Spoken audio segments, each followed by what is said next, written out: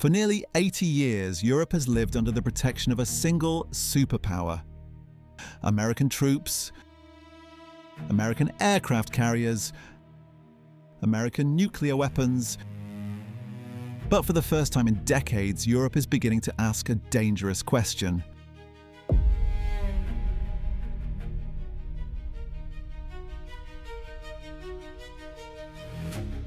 After World War II, Europe was exhausted. Entire cities had been reduced to rubble. Millions of people were left homeless. And much of the continent faced the enormous task of rebuilding from the ground up. But the war had not created peace. It had only created a new balance of power. In the East, a new superpower was emerging.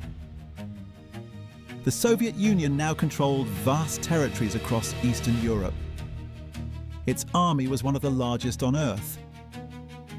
And for many in the West, the threat felt immediate. Europe needed security, and security would come from across the Atlantic. The United States began stationing troops, aircraft, and military equipment throughout Europe. In 1949, NATO was born. The message was simple. An attack against one member would be treated as an attack against all. For Europe, it offered protection. For America, it created a permanent strategic presence on the continent. And for decades, the system appeared to work. But today, that assumption is under pressure. The world is changing. The United States is increasingly focused on the Indo-Pacific and the challenge posed by China. Meanwhile, Europe faces growing security concerns of its own.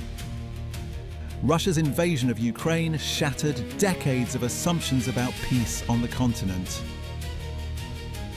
European governments suddenly found themselves asking difficult questions. How prepared are their militaries? How much do they still depend on American support? And what would happen if that support was no longer guaranteed? For the first time in generations, Europe is confronting a question that once seemed impossible. Can Europe defend itself without America? To answer that question, we need to start with the most basic measure of military power: manpower. Without the United States, Europe would still possess one of the largest military populations in the world. Across the European members of NATO, there are more than 2 million active military personnel. And when reserve forces are included, that number becomes significantly larger.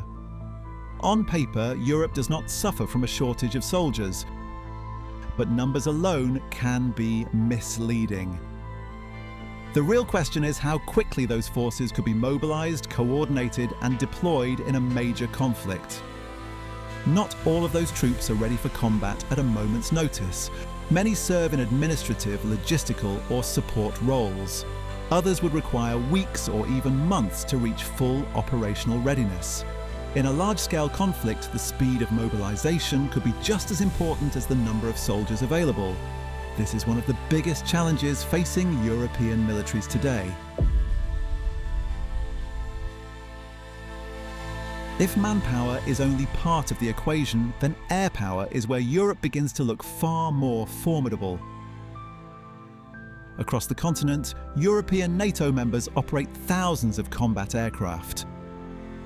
Modern fighters such as the Eurofighter Typhoon, Rafale, and F-35 form the backbone of these air forces. Taken together, Europe possesses one of the largest and most technologically advanced air fleets in the world. Yet even Europe's impressive air power comes with an important limitation. Many European air forces still depend heavily on American support. Air-to-air refueling, strategic airlift, intelligence gathering, and satellite capabilities remain areas where the United States plays a critical role. In a major conflict, these systems could prove just as important as fighter aircraft themselves. Without them, Europe's ability to project and sustain military power would be significantly reduced. The same pattern can be seen on the ground. Europe possesses thousands of tanks, armoured vehicles, and artillery systems. Countries such as Poland, France, Germany, and the United Kingdom maintain some of the most capable land forces in the alliance. In recent years, several European nations have significantly increased military spending and expanded their modernization programs. Poland in particular has emerged as one of NATO's fastest-growing military powers. Yet quantity alone does not guarantee battlefield effectiveness. Training, logistics, maintenance, and coordination remain just as important as the equipment itself. Modern wars are not won by existing stockpiles alone. They are won by the ability to replace losses, repair damaged equipment, and sustain production over months or even years. However, rebuilding a defense industrial base is not something that happens overnight. Factories can be expanded, but skilled workers, supply chains, and manufacturing capacity take years to develop. Since 2022, many European governments have invested heavily in expanding ammunition production and increasing defense spending. Production has already begun to rise, but replacing decades of underinvestment remains a long-term challenge. In a prolonged conflict, industrial capacity could become just as decisive as the weapons already in service.